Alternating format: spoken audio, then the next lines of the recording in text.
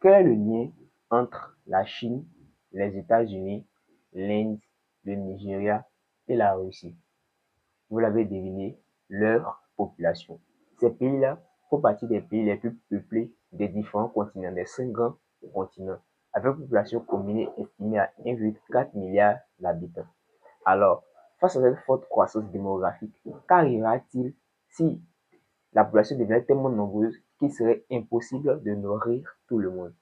Vous avez déjà sûrement posé la même question. Mais sachez que bien avant vous, un économiste s'est posé la même question. Cet économiste-là, c'est Robert Thomas Malthus. Salut à tous, bienvenue dans Un jour, un économiste, votre rubrique économique qui vous permet de découvrir les plus grands auteurs qui ont marqué l'histoire de l'économie moderne. Alors, qui est Thomas Malthus? Malthus, c'est un économiste anglais né en 1766 en Angleterre dans une famille aisée. Après ses études à l'école de Cambridge, il sort pasteur et professeur d'histoire et d'économie politique. Alors à cette époque, l'Europe connaît une forte croissance démographique. Ainsi, Malthus se pose une question. La Terre sera-t-elle capable de nourrir tout le monde? Une question qui est assez légitime. L'une des théories les plus importantes de Malthus, c'est la loi sur la population.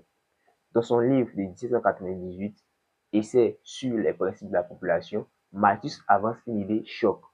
Pour lui, la population croît plus vite que la production alimentaire. Ainsi, Malthus dit que la population a une croissance géométrique, c'est-à-dire 2, 1, 2, 4, 6, 8, ainsi de suite, tandis que la production alimentaire a une croissance arithmétique 1, 2, 3, 4. Ainsi, forcément, à un moment, nous aurons un déséquilibre. Il y aura plus d'hommes que de nourriture, ce qui peut amener quoi? La famine et d'autres risques également. Malthus nous explique que la croissance démographique est limitée par deux freins. Le premier frein, ce sont les freins positifs. Pour lui, la guerre, la famine ainsi que les épidémies réduisent brutalement la population. Donc pour lui, ce sont des freins quoi? Des freins positifs. Et le deuxième type de frein, ce sont les freins préventifs. La limitation des naissances, le retard des mariages et d'autres choses également.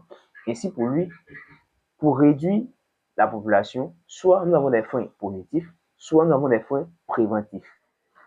Dans sa théorie, Malthus n'a pas tenu compte de la capacité de l'homme à évoluer dans le temps, de la capacité de l'homme à innover. Ainsi, Malthus a été critiqué pour son pessimisme car l'homme a été capable d'avoir des innovations technologiques, ce qui nous a permis de produire plus que prévu. Malthus reste un acteur incontournable de l'histoire de la pensée économique et sa théorie sur la loi de la population reste un questionnement pour nous.